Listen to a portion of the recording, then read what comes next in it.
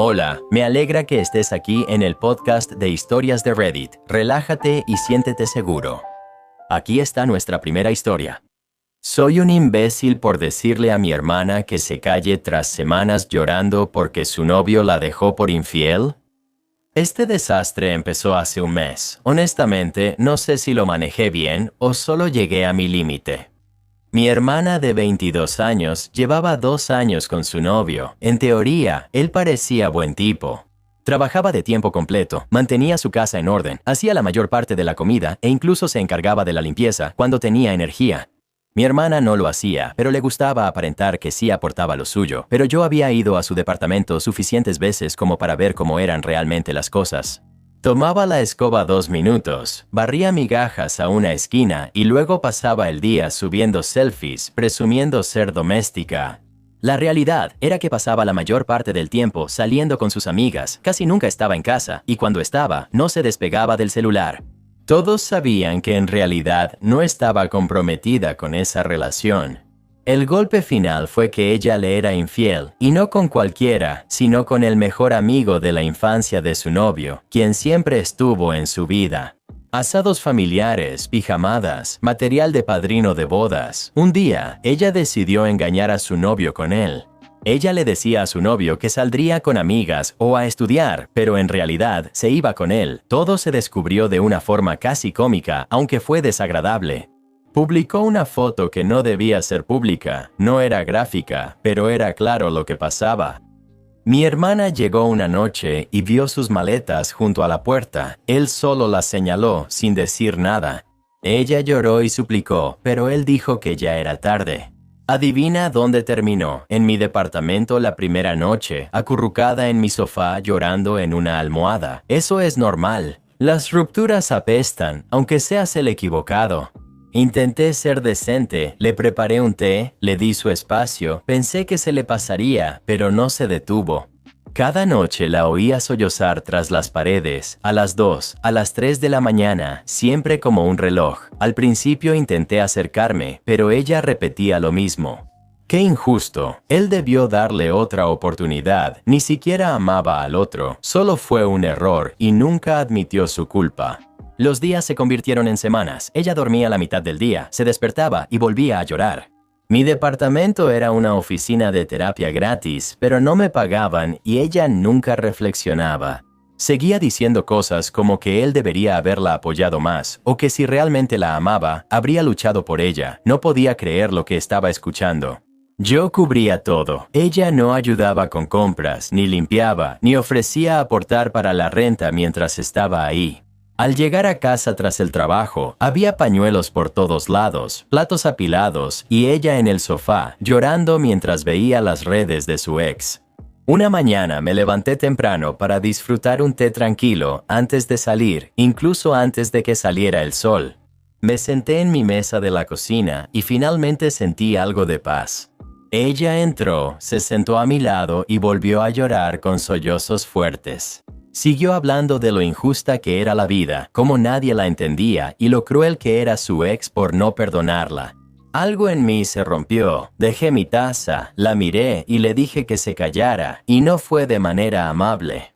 Le dije que debía callarse, que era su culpa y no podía hacerse la víctima después de serle infiel a quien hizo todo por ella. Le dije que ella no lo amaba, porque si lo amara no se habría escondido con su mejor amigo. Le dije que ya no iba a escucharla llorar por la injusticia cuando ella causó todo esto. Guardó silencio, luego se levantó de golpe, me llamó imbécil, azotó la puerta de mi cuarto y ahí permaneció el resto del día. A la mañana siguiente hizo su maleta y se fue sin decir nada. Hace casi una semana que no llama ni manda mensajes. Una parte de mí se siente mal porque es mi hermana y obviamente estaba sufriendo, pero la mayor parte de mí piensa que necesitaba que alguien finalmente le dijera la verdad. Todos los demás en su vida la consienten. Mis papás siempre justifican su comportamiento, sus amigas la apoyan y ahora se sorprende de enfrentar consecuencias. El silencio no me molesta. Mi departamento nunca había estado tan tranquilo, pero a veces dudo si hice mal al explotar. Quizá debí ser más amable o ignorarla. Pero por otro lado, ignorarla no funcionó durante 2 semanas. Entonces, ¿fui yo el malo por finalmente decirle que se callara o ya era hora de que alguien dijera lo que tenía que decirse? Cuando habla de lo injusta que es la vida, suele ser porque te dará una cuenta o quiere que pagues algo. Necesitas ponerle una fecha límite firme para que se mude. De lo contrario, felicidades, acabas de ganar un nuevo compañero de cuarto. Y ten cuidado legalmente, dependiendo de cuánto tiempo se quede. Podrías terminar en una situación en la que realmente tendrías que pasar por un proceso de desalojo. Protégete, ella ya parece bastante tóxica, sin problemas legales extra. Engañar es engañar, no importa con quién, siempre es romper la confianza y actuar a escondidas. Si quieres estar con otra persona, termina tu relación antes de hacer algo. Justificarlo o fingir que no importa lo empeora. Si quieres salir de una relación, simplemente termina primero. No andes buscando aventuras por fuera. Las aventuras por fuera nunca vienen con puntos de lealtad. Boleto de ida por la puerta principal. La casera tuvo problemas y lo supo. Adivina quién faltó a la corte. Desde que llegué, mi casera mostró que no le agradaba. La principal razón por la que tengo un animal de servicio. Desde el inicio lo vio como un insulto, se quejaba y buscaba razones para desalojarme. Con el tiempo noté que no iba a parar, todo se volvía una batalla. Me acusaba de cosas que no había hecho, se tardaba en el mantenimiento y simplemente ignoraba los mensajes. No solo era molesto, también discriminación, así que decidí defenderme. Presenté quejas ante el Tribunal de Derechos Humanos y la Junta de Arrendadores e Inquilinos. Lo mejor de vivir en Canadá es que hay canales accesibles, gratuitos y no necesitas abogado. Pensé que si ella arruinaba mi vida, yo también podía aprovechar el sistema que protege a los inquilinos. Aquí empieza lo divertido. Cuando estás involucrado en uno de estos casos, tienes que enviarle tus documentos a la otra parte. En mi caso, eso significaba enviarle por correo las notificaciones de la audiencia y todas las pruebas que había reunido sobre el contrato de arrendamiento. Ella no me había dado su dirección de casa. En su lugar, me dio un apartado postal. Por mí está bien. Me puse a imprimir todo, y déjame decirte que no era un paquete delgado. Reuní meses de correos, fotos y documentos. Quedó demasiado grueso. De hecho, era tan grande que no cabía en el buzón de apartado postal, lo que significó que Correos de Canadá dejó uno de esos pequeños avisos de recogida. No podía obtener sus documentos sin ir a la oficina de correos en horario laboral, pero solo abre mientras ella trabaja. Como nunca revisaba su apartado postal, el aviso permaneció ahí sin tocar. Le envié por correo las partes finales del expediente, todo etiquetado, y le pedí avisarme si faltaba algo. Como era de esperarse, lo ignoró. Cuando llegó la audiencia del tribunal, ya sabía qué pasaría. No subió pruebas, no dio datos de contacto y no contestó cuando el tribunal la llamó en el horario programado. ¿Quién contesta una llamada de un número privado si no la está esperando? Ella no. La audiencia siguió sin ella porque yo pedía más que una simple advertencia. El juez decidió aplazar y reprogramar una sesión más larga en unas semanas, además de la compensación por mis gastos y varias reparaciones.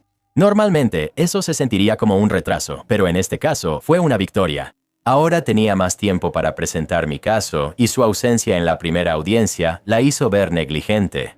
Eso reforzó mi argumento y pensar que todo pudo evitarse. Meses antes ofrecí un acuerdo. Solo quería una disculpa y $380 por lo que gasté, pero ella no lo tomó en serio. Ahora, la cantidad es mucho mayor y la lista de reparaciones es mucho más larga. La ironía es que ni siquiera tuve que jugar sucio. Enviar a su apartado postal era válido según las reglas. Lo hice de buena fe, aunque sabía que podía ser inconveniente. Si hubiera revisado, sabría de la audiencia. Con más civilidad, quizá habría aceptado un acuerdo. Se aferró más y ahora se ve peor que nunca. No olvidemos que esto comenzó porque no pudo reservarse sus opiniones sobre mi discapacidad y mi perro de servicio. Intentó hacerme sentir incómodo en mi propia casa, intentó intimidarme para que me fuera, pero no me voy a ir a ningún lado. El caso sigue abierto, pero con cómo van las cosas, ella ya perdió. No sé cómo es en Canadá, pero en Estados Unidos a veces puedes hacer que la corte reciba tu pago de renta mensual. La corte retiene el dinero hasta que el propietario haga las reparaciones necesarias. De esa manera, no te pueden desalojar por falta de pago y normalmente eso motiva al propietario a arreglar las cosas mucho más rápido. Otra opción es el concepto pendens, similar a un gravamen sobre la propiedad. Ella pudo terminar esto. Los problemas de caja chica ya no serán pequeños. Espero que el sistema legal la haga pagar caro varias veces. Tu arrendador necesita más que humildad. Dios no lo quiera. Luego viene un gran aumento de renta. Actualización. Finalmente llegó la nueva fecha y digamos que no le fue nada bien en las semanas previas a la audiencia. Me preparé como un maniático. Revisé todos los correos, mensajes y fotos guardados desde que me mudé. Ignoraba reparaciones, enviaba mensajes sarcásticos y notas pasivo-agresivas sobre mi perro. Todo lo guardaba en una carpeta etiquetada. Incluso tomé nuevas fotos de las cosas que todavía no había arreglado, como la llave que gotea y la cerradura rota de la puerta trasera. Si iba a ir a la guerra, iba a ir completamente armado. Ella seguía sin hacer nada, sin pruebas ni contrato con el tribunal. Ella actuaba como si al ignorarlo, todo fuera a desaparecer. El día de la audiencia llegó y esta vez contestó el teléfono. Se notaba el pánico en su voz. Al preguntarle el juez por qué no subió nada antes, fingió que no le avisaron. El juez me pidió confirmar cómo entregué los documentos. Expliqué que los envié por correo al apartado postal del contrato de arrendamiento. Que Canada Post dejó un aviso de recogida porque el sobre era demasiado grande y que también le envié por correo electrónico pruebas posteriores con una lista completa de archivos. El juez le preguntó si revisó su apartado postal y ella admitió que no. Empezó a culpar a su trabajo, a lo ocupada que estaba y a lo injusto de la situación. El juez la interrumpió y dijo, «Eso no es problema del inquilino». Se notaba su desánimo por teléfono. Desde entonces, presenté pruebas durante meses y ella inventaba excusas. Mostré correos donde reporté problemas, di seguimiento y me ignoraron. Expliqué cuándo ofrecí $380 y una disculpa y cómo ella lo rechazó. Mostré cómo todo se intensificó. Ella intentó decir que mi perro de servicio no era necesario y quería desalojarme por eso. Gran error. El juez cerró ese argumento de inmediato y le recordó la ley. Fue como ver a alguien pisar un rastrillo una y otra vez. Al final, ella fue negligente, mezquina y discriminatoria. Yo solo traté de ser razonable, pero tuve que defenderme. El fallo no fue inmediato y suele tardar en redactarse la orden oficial, pero el juez aclaró algunos puntos antes de concluir. Le comentó a la casera que no recoger sus documentos ni ir a la primera audiencia le perjudicaría mucho. Le indicó que su trato hacia mi animal de servicio fue discriminatorio y le advirtió que, si no reparaba de inmediato, habría más sanciones. ¿Qué significa esto? La compensación que pedí ahora es casi 10 veces mayor que la que ofrecí al principio.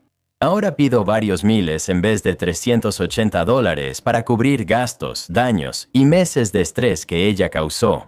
Además de eso, ella tiene que completar la larga lista de reparaciones o enfrentarse a multas. Y lo mejor de todo, el tribunal estará supervisando el cumplimiento. Ya no puede ignorarlo. Tras la audiencia, recibí un correo de ella. Me culpó y dijo estar decepcionada porque escalé la situación y que si hubiera respetado su autoridad como arrendadora, no habría pasado nada. No respondí, solo lo reenvié al tribunal como prueba de su actitud. Curiosamente, todo esto se habría evitado si ella aceptaba mi acuerdo inicial, una disculpa y $380. No estaríamos aquí. Si hubiera revisado su correo, subido pruebas o respondido la primera llamada del tribunal, quizá tendría una oportunidad. Por ser terca, ahora enfrenta una factura que puede acabar con meses de ganancias. No me iré a ningún lado, mi perro de servicio tampoco. Cuando terminen las reparaciones, viviré en un hogar más seguro y cómodo. Todo por no tragarse su orgullo. El caso sigue abierto hasta la orden final, pero ya todo está dicho. Ella creyó que podía intimidarme para que me fuera, pero solo probó mi caso. Por eso existen esos tribunales. Ella creyó que podía ignorarlo y que el problema se iría, pero ahora te entregó el caso en bandeja de plata. Bien hecho por documentar y mantener la calma. Muchos inquilinos no saben cuánta autoridad tienen cuando los caseros se exceden. Es muy gracioso imaginar ese aviso esperando en su apartado, mientras ella lo ignora. Ella se metió en ese lío por no comportarse bien, perdió miles y ahora tendrá que arreglar todo lo que mencionaste. Eso es el karma con franqueo pagado. Como alguien que tiene un animal de servicio, de verdad me siento muy orgulloso de ti por mantenerte firme. La gente no se da cuenta de lo agotador que es tener que justificar constantemente algo que literalmente está protegido por la ley. Ella quiso intimidarte para que te fueras, pero acabó viéndose discriminatoria ante el tribunal. Ojalá recibas todo el dinero y las reparaciones. La primera vez la chica no fue a la audiencia y la segunda llegó sin prepararse. Pasó de querer perder rápido a hacer transmisiones en vivo. Su estrategia era ignorar el correo y esperar lo mejor. Solo fortaleció el caso de la otra parte. ¿Soy el malo por arruinar el matrimonio de mis padres al encontrar a mi padre biológico y exponer las mentiras de mi mamá? Desde que tengo memoria, yo, hombre de 19 años, supe que el hombre que me crió no era mi padre biológico. Nunca fue un secreto en mi familia y sinceramente nunca me molestó. Él era mi papá, me trataba como a su hijo y yo sabía que me quería. Mi mamá siempre nos contó la misma historia. Decía que mi padre biológico no quería tener nada que ver conmigo, que cuando se enteró de que ella estaba embarazada, se fue. Crecí creyendo que ese tipo me abandonó antes de nacer. A los 12 años comencé a tener problemas de salud. Nada peligroso, pero sí lo bastante serio para que los doctores preguntaran por el historial familiar. Sabíamos la mitad, la otra era un misterio. Recuerdo que los doctores decían que si conseguía la información faltante, podrían tratarme mejor. Mamá afirmó que contactó a mi padre biológico, pero él se negó a dar información. Ella me describió como alguien tan frío que no ayudaría a un niño enfermo, y eso me dolió. Solo era un niño tratando de estar sano. Me dijeron que a mi padre no le importaba si vivía, pero mi papá, quien me crió, fue quien me dio consuelo. Cuando me molestaba, él se sentaba conmigo y me recordaba que no me faltaba nada porque él estaba ahí. Me aferré a eso, pero la rabia hacia ese desconocido que supuestamente me odiaba fue creciendo. Pasaron años así. Hace un año, mi tía, hermana de mi mamá, me apartó y me contó que las cosas podrían no ser como parecían. Quizás sea mejor buscar respuestas yo mismo. Solo insinuó que había más, pero no quiso dar detalles, aunque la presioné. Solo dijo, lo peor que puede pasar es que te ignore o se enoje. Quizás por fin obtengas respuestas. Eso me marcó. Tras pensarlo, decidí hacerme una prueba de 23andMe. No esperaba mucho, quizá unos primos lejanos, pero al recibir los resultados coincidí con una tía paterna. Así todo se aclaró. Ella se sorprendió al enterarse de mí, totalmente desprevenida. Ella me dijo de inmediato que estaba segura de que su hermano, mi padre biológico, no tenía idea de que yo existía. Al principio, ella actuó como intermediaria. Ella quería que yo me sintiera cómodo y que él quisiera conocerme. Rápido organizó que habláramos y luego nos viéramos en persona. Cuando finalmente nos conocimos, fue abrumador. Él ya había reunido información médica sobre mi condición heredada y me dijo que sería donador si lo necesitaba. Él seguía disculpándose. Dijo que no sabía de mi existencia, que nunca le hablaron del embarazo y que de haberlo sabido no se habría ido. Me contó que él y mi mamá terminaron porque ella le fue infiel y luego cortó contacto con él. Incluso para mi tía, que se llevaba bien, fue mucho que asimilar. Por un lado, me sentí aliviado de finalmente tener la información médica que faltaba, pero por otro, estaba enojado por los años de mentiras. Le dije que tendría más preguntas después, una vez que pudiera procesar todo. Después de eso, fui con mi mamá. Al principio, ella lo negó todo, dijo que eran mentiras e intentó voltearlo contra mí. Al preguntarle por qué fui a sus espaldas con mi descubrimiento, finalmente admitió la verdad. Dijo que tras engañar y ser dejada por su amante, conoció a mi papá. Ella creó la historia de que mi padre biológico me abandonó para que fuéramos una familia normal. Nunca le contó sobre mí, ni siquiera cuando me enfermé, y los doctores necesitaban información, porque ella quería mantener su secreto. Me dolió, pero no fui solo yo. Mi papá, el hombre que me crió, estaba devastado, estaba furioso. Ella me negó a mí y a mi padre biológico la oportunidad de conocernos. Estaba más enojado porque ella le mintió toda la relación, dijo. Ella lo hizo cómplice de alejarme de mi padre, algo que él nunca habría aceptado. Además, él estaba furioso porque ella complicaría mi salud solo para proteger su mentira. La información médica de mi padre biológico ayudó a mis doctores de inmediato, así que valió la pena, aunque destruyó a mi familia. Mi papá se fue y quiere el divorcio. Mi mamá está furiosa y desmoronada porque la verdad se supo. Lo peor son mis hermanos. Saben lo que pasó, pero me culpan a mí en vez de a mi mamá. Dicen que arruiné a la familia. Por sacar el pasado, actúan como si yo lo hubiera dejado en paz. Todo seguiría bien, pero en realidad nada estuvo bien durante años. Por años creí que mi papá biológico me odiaba. Mi mamá nos mintió a ambos y hasta afectó mi salud para protegerse. Ahora su matrimonio terminó y mi relación con ella también. Aquí estoy, preguntándome si soy el malo. No eres el malo, lamento lo de tu mamá, pero felicidades por tener potencialmente dos papás realmente geniales. Es una situación difícil, pero tienes la fortuna de haber tenido un papá que te ha amado siempre y ahora también uno que te amó. En el momento en que se dio cuenta de que existías, y eso no es lo mismo que amar a un bebé fácil de amar, tú ya eras grande. Y aún así, él dio un paso adelante sin dudarlo. Dos papás que dieron un paso adelante. Es como ganar la lotería familiar, solo que el premio fue el envío retrasado en el segundo boleto. Mi madre pidió un préstamo de $50,000 a mi nombre, sin avisarme. Mi madre siempre ha manejado mal el dinero, pero sabe mentir bien. Cuando era adolescente, mi papá enfermó y dejó a mi mamá a cargo de las finanzas. Soy hijo único y nunca tuvimos problemas de dinero, pero cuando mi papá se enfermó, bajamos rápido de clase media alta a media baja. Los tratamientos de mi papá eran carísimos y a veces nos cortaban la luz sin avisar. Nunca sabía si cortarían el agua, el internet o los teléfonos. Siempre llegaban avisos a la puerta. Todo esto me ponía nervioso porque no entendía lo que estaba pasando. Cada vez que le preguntaba a mi mamá qué sucedía, ella me decía que todo estaba bien. Creí que era un error de la compañía de servicios y confiaba en ella. A los 17 años decidí ir a la universidad. Le pregunté a mi mamá y me dijo que estaba emocionada y que ella y mi papá tenían un fondo universitario que pagaría todo. Afirmó que se encargarían de todo. Eso significaba pedir un préstamo de $50,000 a mi nombre a los 17 años. No sabía. Mi mamá lo hizo y no sé cómo sin que yo notara. Supongo que alguna vez falsificó mi firma.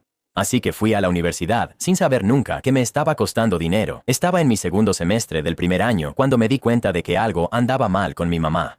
Recibí una llamada de Mastercard diciendo que había dejado de hacer mis pagos mensuales durante varios meses. El problema era que yo no tenía una Mastercard. De hecho, no tenía ninguna tarjeta de crédito. Hasta donde yo sabía, cuando llamé a mi mamá llorando y le dije que me habían robado la identidad, ella me dijo tranquilamente que tenía algunas tarjetas de crédito a mi nombre, porque ella actuaba así. Era algo razonable que haría un padre. Confiaba en mi mamá. Me dijo que se encargaría de todo, pero seguía recibiendo llamadas de cobranzas que debía pedirle que atendiera. Tuve problemas económicos durante los 4 años de universidad.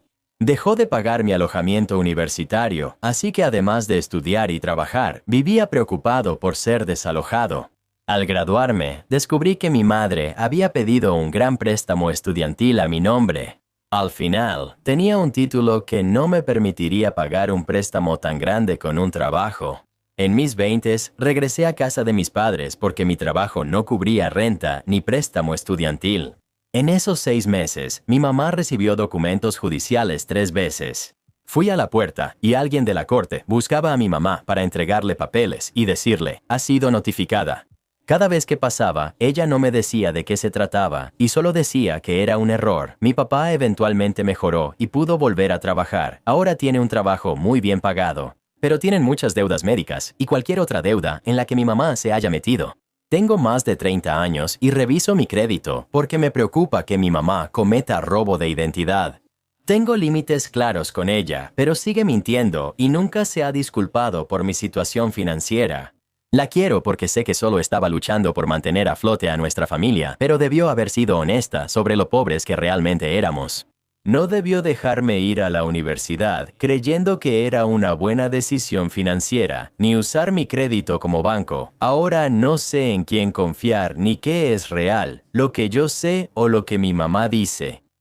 Mi papá está tratando de obligarme a llevar a mi hermanastra incontrolable en mi viaje y le dije que nunca lo perdonaría. Tengo 17 años, soy mujer, y antes de entrar a la universidad, mis amigas y yo planeamos ir a una cabaña en verano. He estado cuidando niños desde que tenía 13 años, así que he ahorrado una cantidad considerable de dinero. Cuando tenía 15, mi papá se volvió a casar aproximadamente 1 año y medio después de que mi mamá falleció. Cuando nos mudamos juntos, la esposa de mi papá y su hija de 13 años empezaron a encargarme de ella y a obligarnos a hacer todo juntas. No me gusta mi hermanastra. Siempre hace berrinches si no consigue lo que quiere. En mi cumpleaños 16, ella tuvo su propio pastel y también sopló las velas del mío. Al quejarme, mi papá dijo que debía madurar. Ser hermana es compartir. Le aclaré que no tenía hermana y creo que lo oyó, lo que causó un berrinche que arruinó la fiesta. Desde entonces me alejé más de ellos.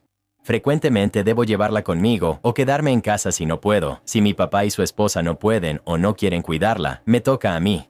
Tuve que llevarla a jugar boliche, pero intentó meter las manos donde salen las bolas y corrió en la pista. Terminé llevándola a casa y mi noche se arruinó. Esto ocurre seguido y no les importa. Intenté que este viaje fuera un secreto para ella, pero mientras hablaba por teléfono en mi cuarto, comía pizza y oía música, me di cuenta. Entró a escondidas, se ocultó en el closet para escuchar y salió de repente preguntando si podía ir. Le dije que no y salió corriendo tras pisotear el suelo. Mis amigos me rogaron que no la invitara. Mi papá me llamó abajo y me preguntó si podía ir porque le haría bien unas vacaciones. Le dije que no la voy a llevar. Ellos pueden llevarla de vacaciones, pero yo no voy a cuidarla solo. Durante casi 3 semanas, la esposa de mi papá me llamó egoísta y dijo que como mi papá estaba pagando una parte.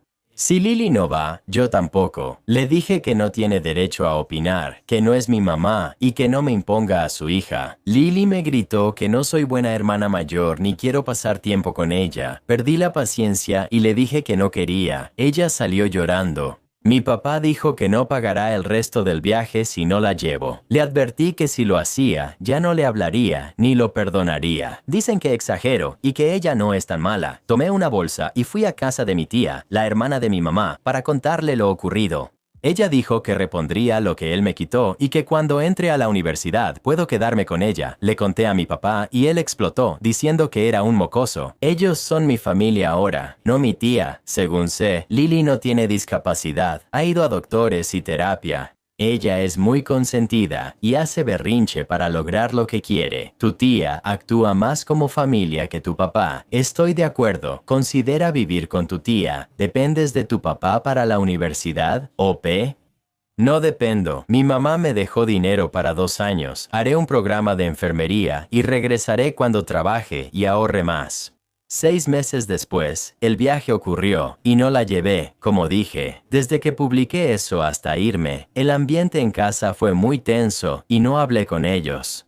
La única persona en la que podía confiar era mi tía, así que le estoy agradecido. Mi papá seguía pensando que debía llevar a Lily al viaje. Le repetía que no la cuidaría ni vendría conmigo el día del viaje. Salimos a las 6 a.m. y cuando me llamó, ya llevaba 5 horas en camino, así que no podía hacer nada. Al regresar, hubo gritos y llanto de mí, mi papá y su esposa. Los dejé en una situación difícil y tuvieron que quedarse en casa por no encontrar quien cuidara. Lily, mi papá y yo hablamos durante horas y acordamos que quizá necesitamos separarnos para mejorar nuestra relación. Eso me dolió porque me hubiera gustado que él me dijera que podía quedarme en mi propia casa mientras hacíamos eso, pero al final terminé yendo a la casa de mi tía sin problemas. Mi papá y yo iniciamos terapia familiar juntos. Su esposa estaba molesta. Él me escuchaba y comprendía mi perspectiva. Cuando mejorábamos nuestra relación, fui a cenar y él pidió incluir a su esposa y a Lily en la terapia. Le dije que no quería una relación con ellas. Ella me llamó egoísta y dijo que debía agradecer que me dejara quedarme con ellos tras mudarse. Esperé a que mi papá corrigiera, pero al quedarse en silencio, me fui y llevo casi un mes sin hablarle. Él demuestra que no me apoya. Así que para resumir, el viaje a la cabaña fue divertido. Nunca me había sentido tan libre de una carga. El viaje fue en junio y estuvimos ahí como un mes. Incluso lo extendimos. Empacando para la escuela, mi papá vino a verme, pero tuvo que mentirle a su esposa porque ella no quiere que me vea. Le dije que no necesitamos contacto ni continuar la terapia porque está claro qué parte de su familia le importa más. No sé qué pasará con mi papá y ahora mismo no me importa. Me concentro en la escuela y en estudiar para ser enfermero. No quiero que la negatividad arruine esto, pero me duele no tener a un padre para compartirlo. Mi tía dice que ella es como mi mamá sustituta y que comparta todas mis preocupaciones y logros con ella. Actualmente estoy en mi primera semana de la universidad y la cantidad de libertad que siento aquí también es algo nuevo. Me siento abrumado, pero pertenezco a un club de honores, uno de escritura y otro de lectura, y mis amigos son increíbles. Vivo en el campus y nunca he estado mejor mentalmente. Recibo terapia por la muerte de mi mamá, ya que mi papá nunca me apoyó. Mi tía es como una madre para mí, y vivir lejos de ella es muy difícil. Pero no puedo esperar para las visitas de fin de semana y las visitas en días festivos. Además, otra cosa es que voy a convertirme en madrina. A mi tía le dijeron a los 22 años que no podría tener hijos, pero ahora tiene 4 meses de embarazo. Estoy muy emocionado porque sé que será una gran madre. Cuando vino a verme y contarme, notó que yo estaba preocupado. Le dije que estoy muy feliz por ella y nada cambiará eso. Es mi única familia ahora y no quiero quedarme atrás como antes en casa. Lloramos. Me prometió que ocuparía el lugar de mi mamá y estaría conmigo toda la vida, lo quisiera o no. Eso es todo por ahora, pero no te pongas triste, pronto volveremos con más historias para ti. Escucha R.M.R. Redder cada noche para tener sueños tan maravillosos como tú. Haz clic en la lista de reproducción y síguenos. Aquí estaremos. Hasta pronto.